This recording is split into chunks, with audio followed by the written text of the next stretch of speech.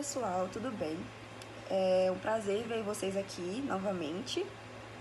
Semana passada nós discutimos um pouco sobre a importância do planejamento na nossa alimentação, a importância de se planejar e se organizar de uma maneira antecedente na nossa semana, no nosso mês, acerca da nossa alimentação, para que a gente tenha uma melhor qualidade e aproveitamento de tempo e assim a gente possa fazer refeições mais saudáveis. É importante salientar também que, embora a gente tenha um bom planejamento da nossa alimentação, se a gente não souber escolher alimentos saudáveis, a gente não ter essa consciência para a gente poder ter autonomia em escolher alimentos mais saudáveis, não adianta a gente se planejar. Então é importante a gente saber identificar quais são os alimentos saudáveis e o que é saudável para a minha rotina.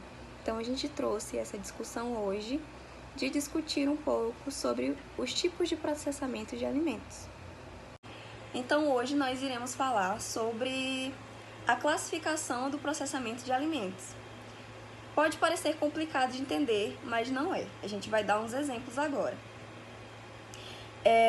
Eu quero falar primeiro dos alimentos in natura. Então, como o próprio nome já diz, é um alimento natural. E o que diz, o que denomina um alimento natural? Por exemplo, um alimento natural é um alimento que ele não teve uma intervenção modificando de alguma forma o alimento em si. Um alimento in natura é uma fruta do pé, um vegetal. E aí, por exemplo, eu pego essa fruta e eu não faço nenhum processamento com ela. Eu só descasco, por exemplo, corto e como. O alimento continua in natura porque eu não alterei o alimento. Agora, por exemplo, se eu processasse esse alimento de alguma forma, o que a gente chama de processamento? É alguma interferência do tipo de eu colocar algum aditivo, seja ele açúcar ou sal, ou conservantes, ou aromatizantes, ou corantes. Então aí esse alimento ele deixa de ser um alimento in natura, um alimento natural, para um alimento processado. Só que aí nós temos o alimento processado e o alimento ultraprocessado. Nós dizemos que o alimento processado é um alimento que teve a adição de açúcar ou de sal. Já o alimento ultraprocessado, ele tem às vezes mais de 5 ingredientes na sua composição. Às vezes você vai olhar lá na bula do supermercado, a bula do alimento no supermercado, e você vê aquele monte de nome que você nunca ouviu falar e que você não consegue nem entender o que é. Então, a gente vê que esse alimento ele sofreu várias alterações no seu processamento e muitos aditivos alimentares, que a gente chama. E o que é um aditivo alimentar?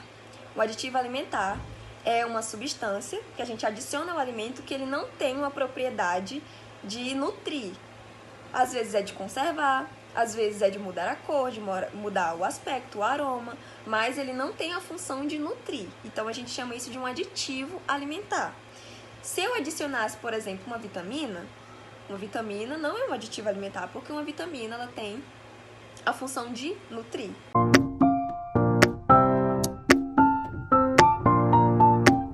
Então, a gente sabe que, com o decorrer das décadas, a globalização ela proporcionou que a gente tivesse essa oportunidade de ter uma praticidade na nossa alimentação. A gente sabe que isso não é de todo ruim, porque hoje a gente consegue consumir os alimentos, a gente deixa os alimentos às vezes na prateleira e ele não vai perecer, ele deixa de ser perecível, porque às vezes eu coloquei um conservante, coloquei um sal, que às vezes ele pode conservar, uma quantidade maior de sal, e conserva.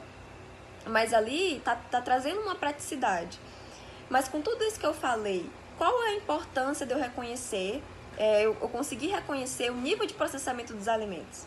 Porque a gente sabe que esses aditivos, em determinado ponto, eles podem ser prejudiciais se eu consumo aquilo em excesso.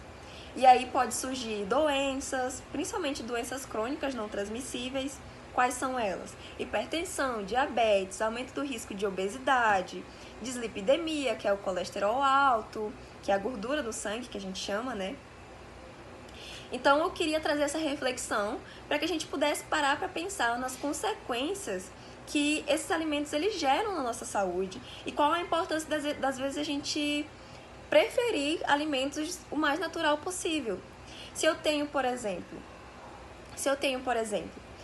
a capacidade de consumir um alimento o mais natural possível, seria interessante que eu preferisse. Às vezes é muito melhor para o meu corpo eu consumir a fruta do que o suco da fruta. Mas Isa, isso não é via de regra. Verdade, isso não é via de regra. Às vezes eu quero tomar um suco com açúcar e tá tudo bem. Essa é a minha rotina. Naquele momento eu achei mais prático para mim, por exemplo, que estava saindo para ir para a escola, eu tomar um suco. Ou então no meu lanche, que eu tô correndo, tô na rotina do dia a dia, então para mim é mais prático um suco, tudo bem.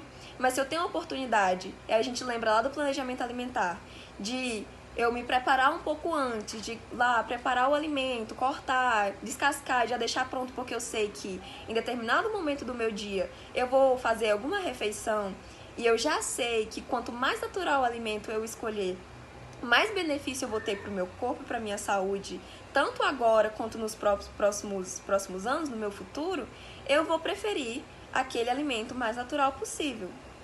Então é essa mensagem que a gente está deixando aqui através desse vídeo, que é uma conscientização, né? A gente compreender esse nível de processamento de alimentos, a gente conseguir conhecer, gera uma mudança na nossa vida. Gera uma mudança muito grande. Às vezes é um hábito simples, uma escolha simples que eu faço no meu dia a dia, que pode ter uma consequência muito grande e benéfica ao longo dos meus anos. Mas agora, para finalizar, eu queria fazer uma dinâmica com vocês. Eu falei sobre in natura, processado e ultraprocessado, e eu falei o que acontece nesses processos de uma forma bem resumida. Então, por exemplo, eu quero que vocês comentem aí embaixo, antes de eu dar a resposta. Eu vou dar um exemplo de um alimento, o mesmo alimento, in natura, processado e ultraprocessado. Então, eu vou pegar um alimento in natura. Eu vou pegar a maçã. A maçã é um alimento?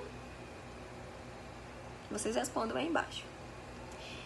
E agora, eu pego a maçã e eu faço uma geleia de maçã. Eu pego o açúcar, ou corto a maçã, pego o açúcar, misturo numa panela e coloco num pote. Ela é um alimento? E agora eu pego, por exemplo, um suco industrializado com sabor de maçã. Ali ele tem 1%, 2%, por aí, de suco de maçã. Ele é um alimento? Então a maçã, como eu falei no início, ela é um alimento in natura. É um alimento que não sofreu nenhuma alteração da indústria ou do ser humano, do homem. A geleia de maçã é um alimento processado, porque eu adicionei açúcar, eu modifiquei o alimento.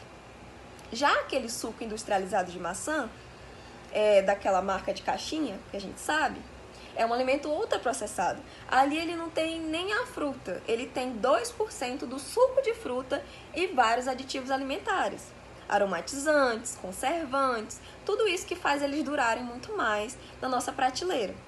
Então eu espero que vocês tenham gostado desse vídeo e que esse vídeo tenha sido algo que venha trazer e venha impactar nas nossas escolhas alimentares.